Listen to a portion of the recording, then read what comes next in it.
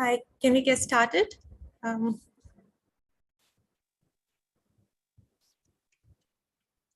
Yes, I think you should get started. All right, thank you. Yeah. Hello, and a big welcome to the latest fREADom Book Club session. It's wonderful that fREADom is organizing sessions to celebrate 75 years of India's independence with a series of very relevant books. It's, I think, a great initiative. I'm delighted to introduce the author of one of the relevant books today. This is Elena Singh. I'm really happy to introduce her. Elena is an author, writer, and coder who loves science. Her writing journey started with short stories that she sent to the children's section in newspapers. She was one of the winners of the Write India contest run by the Times of India and judged by Ruskin Bond. She went on to win the national essay competition run by UNESCO and Takte twice, and her essays are part of the two books containing winner essays. Elena has published The Gutsy Girls of Science in partnership with UNESCO and HarperCollins. Elena is also the youngest woman of science to be featured in the UNESCO publication A Braided River, which features Indian women in science. Very happy to welcome her here. And before I get into the questions, Elena is also a student, and it's really been a privilege to publish her, the publisher of her book, and to publish a young adult who's written a really a great book. So I'm going to start right away and ask Elena whether she always liked to read, or what are the books or genres she most enjoyed growing up. Elena, yes. So I'd like to open by thanking you for that wonderful introduction. And I had as much pleasure working with HarperCollins as you say you had with me.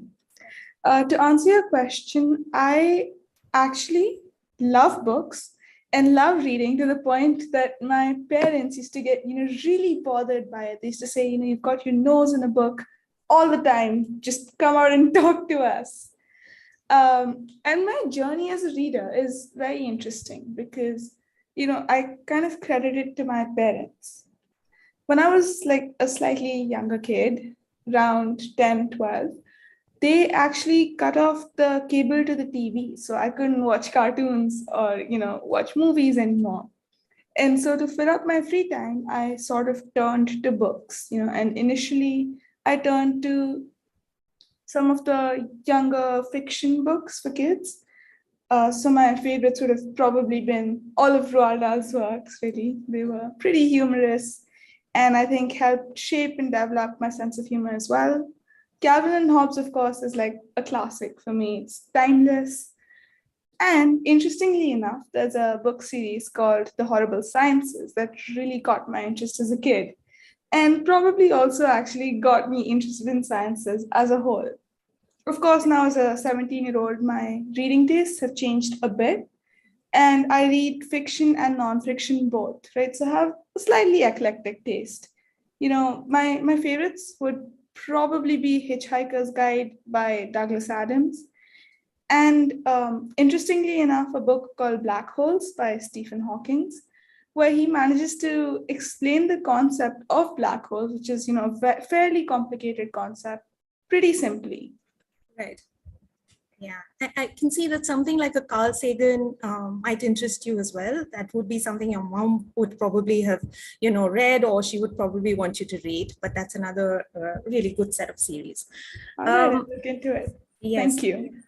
So did, a love of books sometimes very easily leads to, a love to write, or to, to try your hand at writing. Is that something that kind of led from your, for reading habits, or how do you think you started writing, basically? Actually, yeah. For the longest time, reading these books by a multitude of different authors used to really inspire me. And I used to write short stories as a kid. I used to have like notebooks and notebooks filled up with them.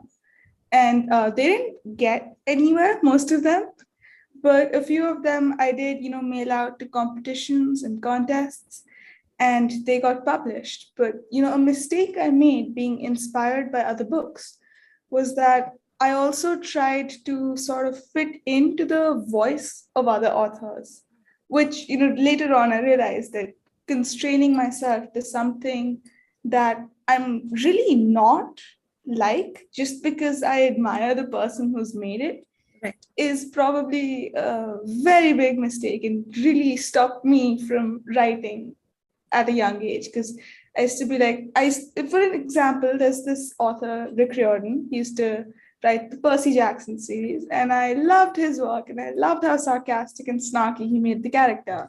Right. And I used to try writing like that, but my writing style wasn't super descriptive, and I had a very hard time writing in first person, which actually stalled a lot of my writing projects because I used to keep trying to force myself to write in a particular way. Right. Yes, but I think, just finding your own voice, just writing and writing more and more, and it's just kind of like exploring what your style is eventually going to be, but exposing yourself to a lot of different books, which I think you've already done. You've named the Roald Dahls and, Percy Jackson, and of course, a whole lot of others that you would probably have read. It just it sits at the back of your mind, and when you start really, exploring the way that you are eventually going to write, it just helps to have read a lot. Absolutely. Yeah. Yes. So next question, and I think everyone here would love to know how you decided to write this book, and what was the inspiration behind it, and how did you go about that? So interestingly enough, this project didn't actually start out as a planned book. I initially started by around early 2020, late 2019, when I was making my subject selections for high school. Right. And so like 10th to 11th, you have to drop off a lot of subjects and choose your stream. Mm-hmm. So I chose the science stream, and I was just sort of looking around for Indian women scientists who really made it big and made a name for themselves. And I did find like a couple of contemporary Indian women scientists who were also like really unmentioned. But what I found completely shocking was that in our history, we never really mentioned the women scientists of India. Right. Because I think even most of the audience would relate. The only woman scientist most people can think of is Marie Curie, right? And I asked around, I asked my friends, and none of them knew the names of Indian women scientists either. Mm-hmm. And I realized that, this is a pretty big gap in our education and in how we're taught and raised, right? Because essentially, if little girls don't have science role models, it's going to be a lot harder for them to have like a goal or an image to reach up to or to look up to, right? Because you can't be what you can't see. So I kind of started looking around on social media, on the internet, and as luck would have it, for Women's Day, the government of India made a tweet about 11 women scientists who had received government accolades and awards. Right. And so I started researching these women, and they had amazing lives, not just in their careers or in their chosen fields, but outside of it as well. I mean, they were not just biologists or chemists, but they were also environmentalists and human rights activists. And it was really fascinating to read about them. And so I tried to, portray my amazement of them in the form of portraits that I painted. And, I tried to show it to my friends and publicize it a bit through social media. But for the longest time, I thought that's as far as the project was going to go. And then I mailed those portraits to the Prime Minister of India. Didn't really expect a response, but he wrote back to me, and he really encouraged me to take this endeavor forward and try to reach out to a lot of young girls across India. Right. And, I thought books would probably be the best medium to do that, especially because the material I read as a kid sort of influenced me and shaped me so much. Right. Yeah, so I reached out to UNESCO. Mr. Eric Fall really guided me, gave me all the advice and the confidence I needed. Right. And he even wrote a foreword for me, which is pretty amazing. Right. Yeah, I'm really, it's still sort of like a dream, how it sort of just smoothly kind of carried on its own path. Yeah. And then, of course, with the help of my mom, who was just supporting me the entire time, telling me to go do it, get it, sort of reached out to a bunch of publishing houses. And HarperCollins, who was, top of my list, responded, which made my entire year. Thank you. Really happy to hear how this book came about. And I think it's a very interesting story. And just finding just 11 remarkable women, there are many, many more. And, so many that children just don't know about, and kids your age wouldn't know about. And I think they're all inspirational stories. So it's about finding these are people that you can aspire to. These are things that you can aspire to do. And one of the things that struck me, and when we were going through and looking at all the research that's gone into the book, is there are so many unusual disciplines kids wouldn't know about. So it's also about science not just being botany, not just being zoology and chemistry, but there are some really niche areas that it's going into, which it's been in for a long time, but we don't know about that. And I think, areas like, say, an organic chemistry or a cytogenetist, geneticist, these are areas that I think kids would find fascinating. So I think part of the way this, you presented the book and the way that, we follow each section with a you can be, and, you give those, pointers about somebody. So it's not about information alone. It's also about motivating somebody to find what they want to do and what kind of scientist they want to be. So it's a really interesting approach. And I think that really works for the book. And also that you mentioned the portraits. The presenting a visual nonfiction is always very difficult, to keep people engaged.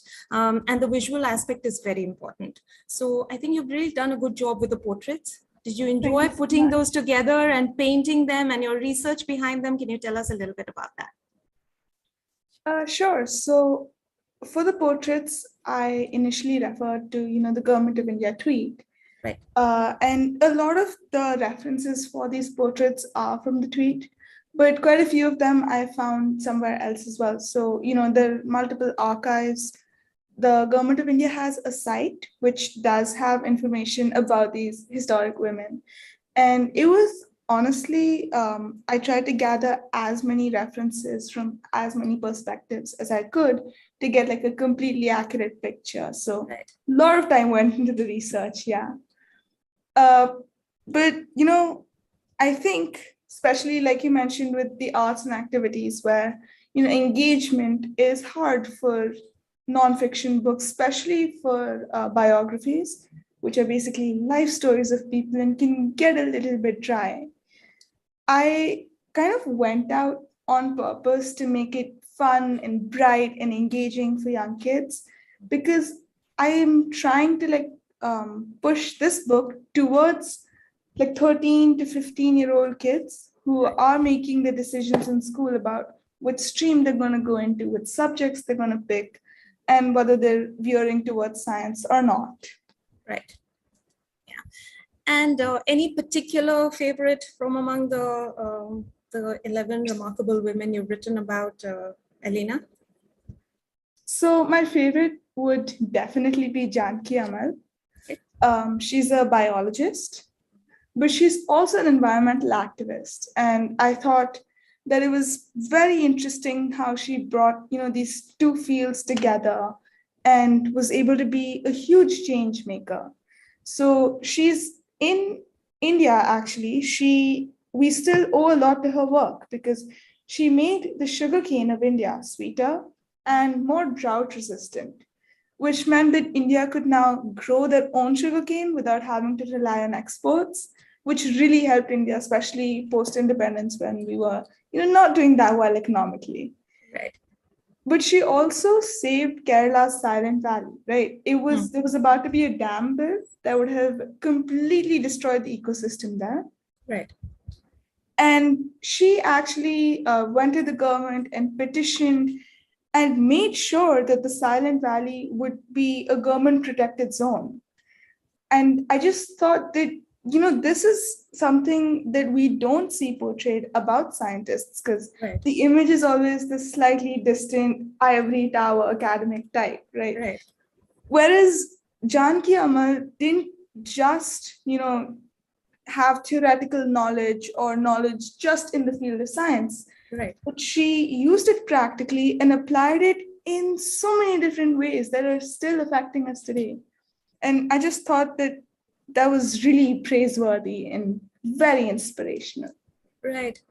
So, and like you're saying, this is completely, I think, the right kind of book for someone who's looking at what is it that they'd like to do after school, what is the vocation they'd like to choose. And so what has the response been from, kids your age who, your peer group who would have seen the book, and what did they think about what it could do for them? So a lot of my friends were really interested in the different scientists, especially because like now we're all in 12th. So we're picking out, what subjects we're going to study, where we're going to specialize. So one of my friends actually is taking medicine. And I've mentioned a cytogenicist in the book, and she was very interested to hear about her. Yeah. So that's like on a personal field, like I know I'm doing well with the book. Right. But with the younger audiences, something that really stuck out actually, and something I'd really like to credit HarperCollins with, is the book cover. Everybody was very excited about how colorful it is. And I think this is like the perfect medium to portray it in, because if you want to get kids' attention, you need it to be extremely visual and really attention grabbing. And I think this book manages to cover all of that. Yeah, and it's a bit clever because of, it's doing the molecular. Yes, yes.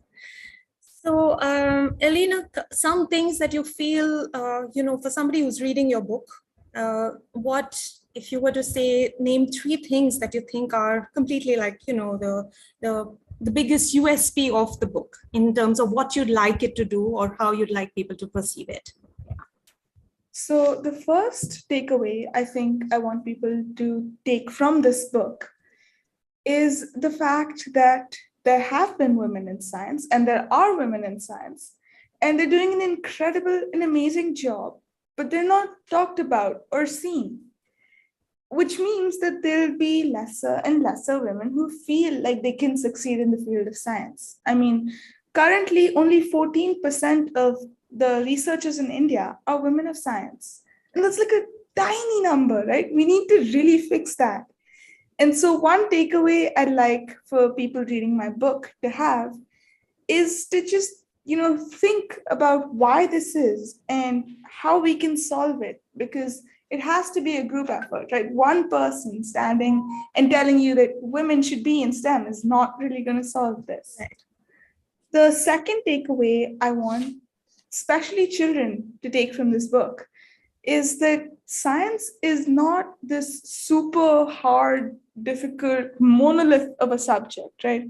There's completely different fields. And if you're not good at chem, you might just be interested in astrophysics, right?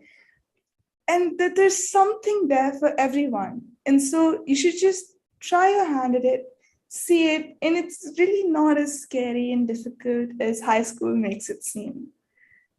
And the third takeaway I'd like everyone to take from this book is that a lot of the Indian women of science are not just scientists in the caricatured way media makes them seem, but really very complex people who have different interests and have achieved different goals.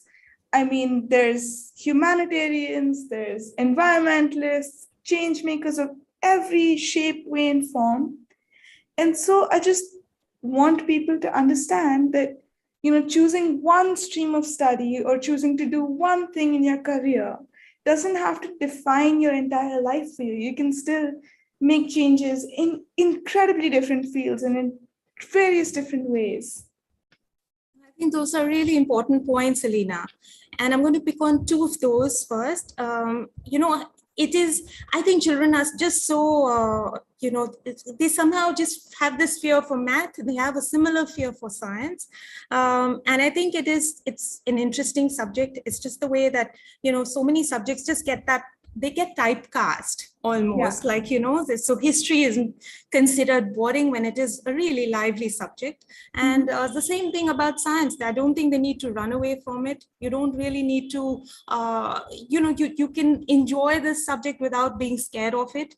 And I think the other important point, Alina, is that a scientist isn't somebody who's just in overalls and, sitting in a chem lab and, pouring lots of things into beakers and test tubes. It's also somebody who has a really complete life. They have lots that they are achieving in various fields, and it's just not a chemistry lab thing only, So that's about understanding what goes behind a scientist. I think there's so many perceptions, and they really do get typecast, the poor scientists, So you can be an astrophysicist and you can think to the moon, but it's also, it's about understanding that there's so many ways to get there. So I think this book is going to let kids think about these things, and I think the presentation in a short biography format really makes it easy for them, for kids to engage with the information there. Right. Yeah. So, Elena, I think we can open up for a few questions if there is, and otherwise we'll just continue to chat. If there are any questions, I'm happy to take them for Elena. All right, yeah, sounds awesome.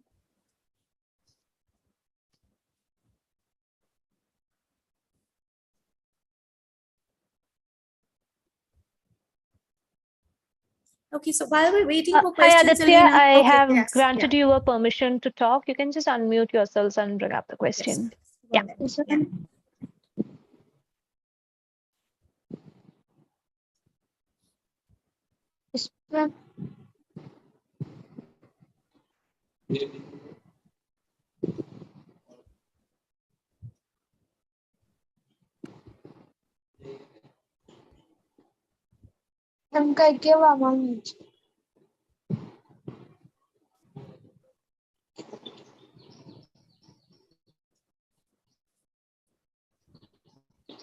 Yes, ma'am.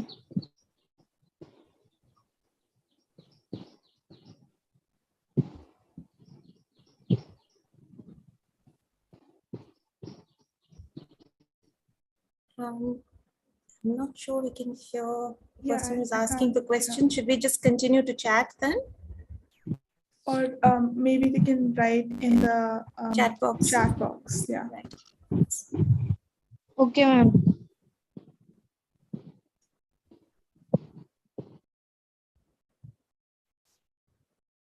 Elena, while we're waiting, maybe do you want to talk a little bit about the most unusual disciplines you think there are in science now? Anything that, I think we mentioned a couple of them, but if there's something that you feel is so unexplored yet, at least in, in terms of how children imagine science to be. Do you want to talk a little bit about it? I think the newest and most unexplored fields would probably be in computer science, right? With the advent of AI. Right. There's just so much happening now, and it's really exciting, especially because I have an interest in art, and recently there's been a code called DALL-E that has come out, and it basically takes text prompts you give it and converts those into fully made art pieces in different styles and different mediums. And I think it's really interesting because when you imagine AI, normally you'd imagine a lot of calculations, maybe some medical stuff, because that's where the discussion's been centered, or self-driving cars. But art and music and just a lot of these humanity subjects is not what people expected. And I just think it's very exciting how there's new research being done there, and there's this completely new school of thought that's opened now that AI and humanities are being combined. Right. And I like the name of that. I think it is very appropriate. Yeah. Yeah, to pick on it and call it DALL-E.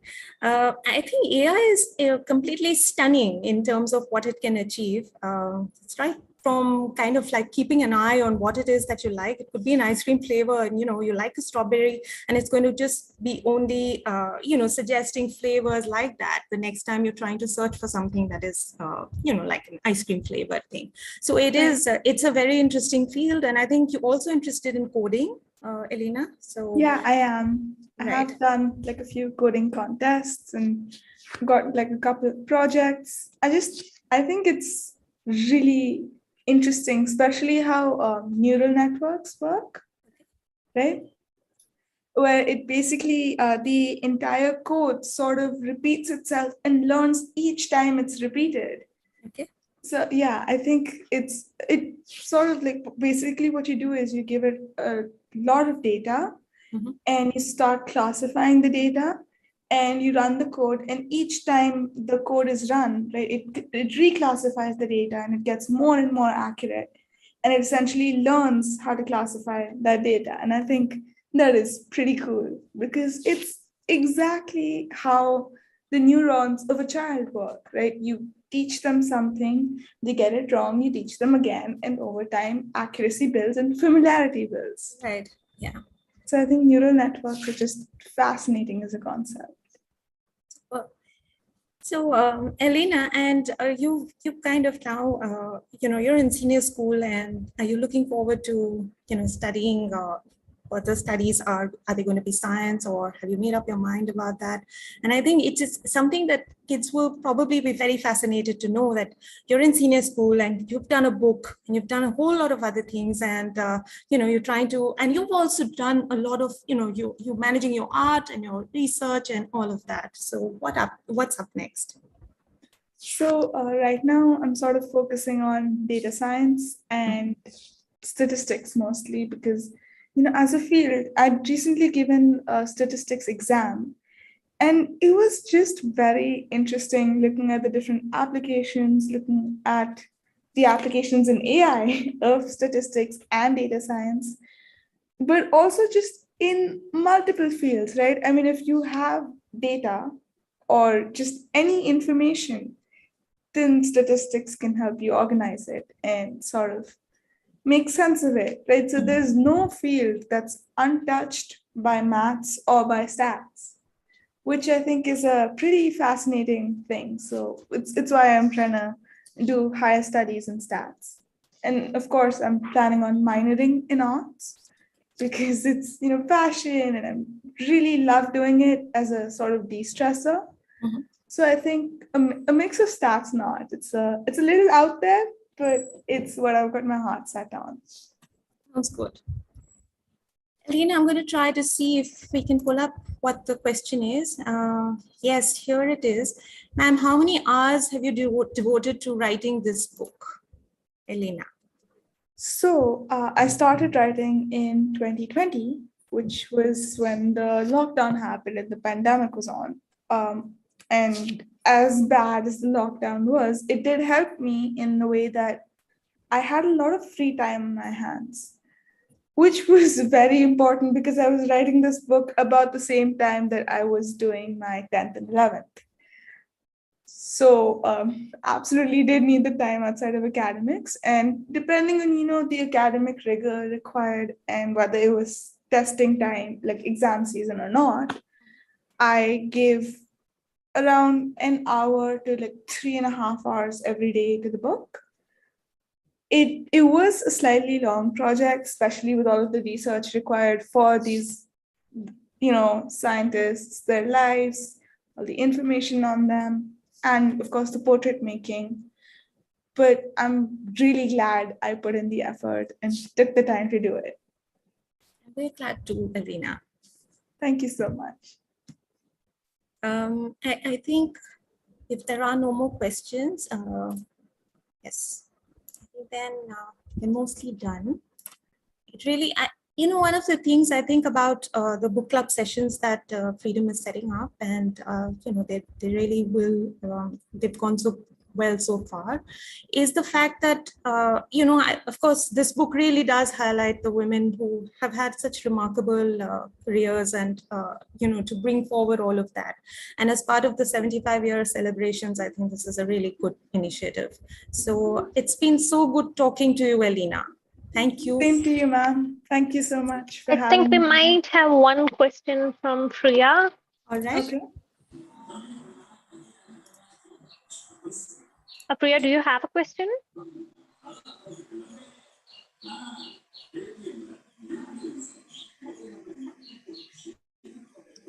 Okay. False alert I again. can't hear anything. Yeah. Yeah, even I'm not able to. Cool. Yeah. All right. Thank you then. All right. Thank you so much. Thank you for everyone who's attended the session. And thank you, Elena. Thank you. Thanks a lot, Elena, on behalf of the entire fREADom Stones to Milestones team. Thanks a lot for being part of our live meet and greet event today. And it's really, really amazing to have you here. Thank you for And inviting good luck. me to this. Oh, not at It's all. really, really amazing to just. Oh, we will love to hear have you talk. more and more. Good luck to your future projects. We would really love to listen to you more. And yes, this genre, definitely, there's not too many people who's been covering up these areas for us. So we would really love to see more projects from you. Thank you so much. Thank you. Bye. Thank you, Bye-bye. everybody. Have a great evening and have a good weekend. Bye-bye. Bye.